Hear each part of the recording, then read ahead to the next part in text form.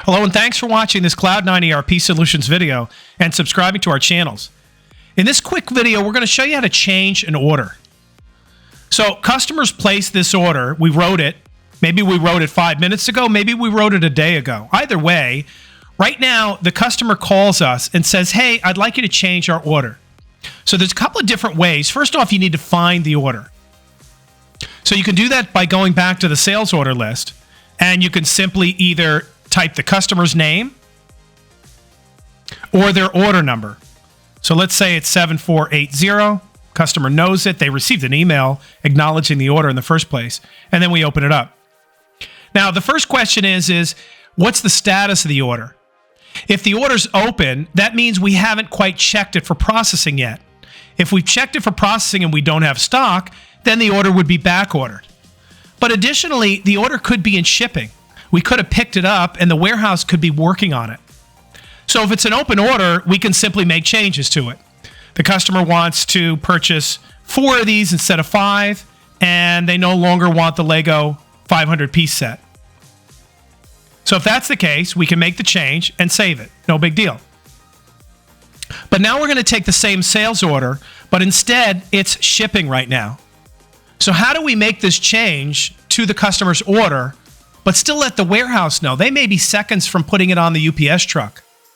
So what we do here is we go over to the Shipments tab, and we can see that the shipment is still open. That means the warehouse still is working on it.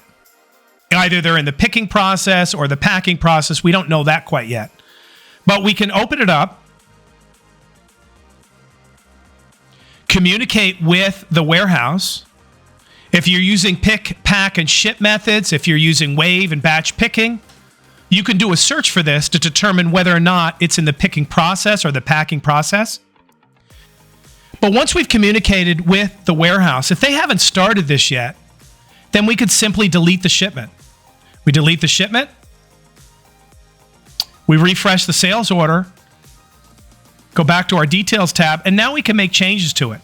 So the customer wants 2 more this time, and maybe they only want 1 of the Lego set. We save it.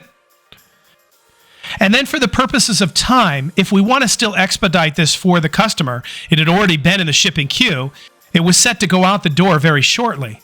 What we could do is create the shipment and print the pick ticket and just walk it over to make sure that the warehouse processes it quickly. Or we could just wait and let our normal warehouse process pick this up, add it to the queue, so that it can be shipped on the next cycle. But let's say, for example, this is shipping and it's close to getting out the door and we don't want to disrupt the warehouse. Then our option is to just create another sales order. And we could do so easily. So that's it. That's how we change a sales order that's already been written. We showed you examples of an order that's already been written but still open, and also an order that's been written but it's in the shipping process. Thanks for watching this video and subscribing. Have a great day.